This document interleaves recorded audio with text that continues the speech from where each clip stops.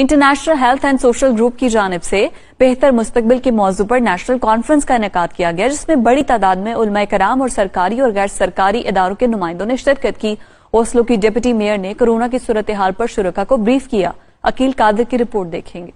International health and social group ने हुकूमती अदारों के ताउन से एक कौमी कॉन्फ्रेंस का इनेकाद मरकजी जमात अहले सुन्नत के मरकज पर किया, जिसमें बड़ी तादाद में खवातीनो हजरात के अलावा कसीर तादाद में उलमाए किराम और मुख्तलिफ सरकारी और गैर सरकारी अदारों के एहलकारों ने शिरकत की। तकरीब का आगाज कारी महमूदुल हसन ने तिलावत कुरान से किया और अब्दुल मनान ने नाते रसूल मकबूल पेश की। पीर सैयद नेमत अली शाह बुखारी ने कॉन्फ्रेंस से खिताब करते हुए कहा कि नौजवान नस्ल की रहनुमाई और उनकी तालीम और तरबियत के लिए मरकजी जमात अहले सुन्नत की खिदमात हासिल की जा सकती है। ओस्लो की डिप्टी मेयर कमजी गुनारातनम ने कोरोना के मसाइल के हवाले से गुफ्तगू की और IHSG ग्रुप की जानिब से की गई काविशों पर खिराज तहसीन पेश किया और इनकी खिदमात पर शुक्रिया अदा किया। IHSG ग्रुप के चेयरमैन तैयब चौधरी ने गुफ्तगू करते हुए कोरोना के नफसियाती मसाइल पर गुफ्तगू की और सरकारी और गैर सरकारी अदारों और तंजीमों के साथ मिलकर काम करने पर जोर दिया। कॉन्फ्रेंस में वालिदैन की जिम्मेदारियां और बच्चों की परवरिश के हवाले से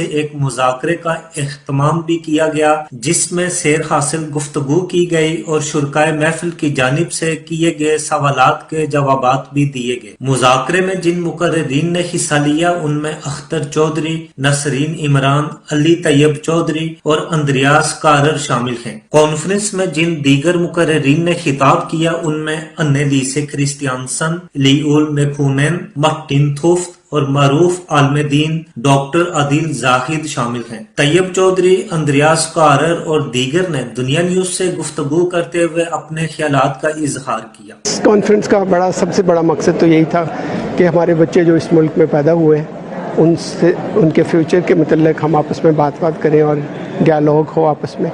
और उसका थीम आपने देखा होगा वो यही था कि जी जो क्राइसिस आई हैं कोरोना की वजह से या जितने भी मसाइल बढ़े हैं सोसाइटी के अंदर, उनको जानते हुए और अपने बच्चों को फोकस करते हुए एक डायलॉग कॉन्फ्रेंस होनी चाहिए। और जो कि अब हम 75 इयर्स इंडिपेंडेंस डे में जा रहे थे तो हमने सोचा कि जी हम अपनी सोसाइटी के अंदर ये प्रोग्राम करें। और यही वजह है कि मस्जिद हमारे साथ है और जमात अहले सुन्नत के अंदर हमने पिछले 5 साल से ये एज ए ट्रेडिशन ये काम करते आ रहे हैं। In my opinion, the main result for this day of this conference is how it makes it possible to facilitate for a good dialogue between the different cultures, the different religions, the different organizations, the different services that has the same goal as everyone else to make the best of the society and the services, and how we can make things happen together.